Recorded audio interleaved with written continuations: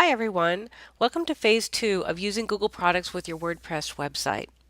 As we talked about in phase 1, there are 2 steps in Google that you do and then 2 steps in WordPress. So I like to call it 2 plus 2. You should have already completed the 2 steps in Google following the other video, phase 1, where you found and copied the unique identifier of your Google product that you're using. We are going to use calendars today, and you made sure that the Google Calendar doc is set to public. This video, we're going to talk about how to work with your 2 steps in WordPress. So in WordPress today, you need to create or edit an existing page by placing the Google Unique Identifier in its proper place, or you need to add a page if you need to newly create one to a menu, or change position on your side menu if you edited an existing page. So let's get started. When you first log into WordPress, you should see something that looks like this. This is your dashboard, and there's a lot of different options on the left-hand side of your screen. Today, what we're going to do is create a Google Calendar page. However, if you want to edit an existing page, you're certainly welcome to do that. So I'm going to go to click Pages, All Pages. If you're editing a page, you just simply find the page and highlight it, and it will activate a menu where you can edit. But today I'm going to add new. So I'm going to call my Google Calendar page what I want it to show. So I'm going to call it Google Forms as Quizzes Calendar because that is the calendar that I'm using. Let me give you a brief tour of what you see here. Here in the Visual tab, this looks like a very normal text editor that you're used to seeing in Google Docs, in Word, that kind of thing. If you are very comfortable with HTML, you're certainly welcome to use the text editor, which is where you can place your HTML code. In our new website, we have a new option, which I like to use particularly for Google products, called Page Builder. And so what Page Builder does is use tools or what they call widgets to help you build a page easily. It's a little bit more user-friendly than certainly the text version. So if I click on Page Builder, I'm going to see something that looks like this. Now in Page Builder, you can have multiple rows and you can have multiple widgets in a single row. Today we're going to do something very simple where we're just adding a calendar. And so all I need to do is add a widget.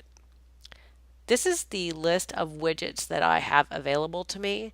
And because I'm going to work on adding a Google Calendar to a page, I'm going to select the SZ Google Calendar widget. So if I click there, it automatically puts me back on my page with the widget here. Note that these tools here have to do with the row, and we're fine with the row.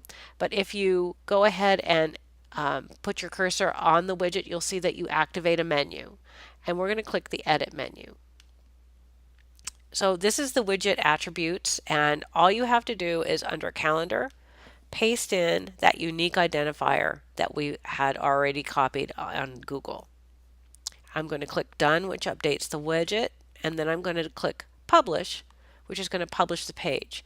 Remember, WordPress has a 2-step process where if you're creating a new page, you actually have to create the page and then put it on a menu. So while this is public and published, it'd be hard for anyone to see it.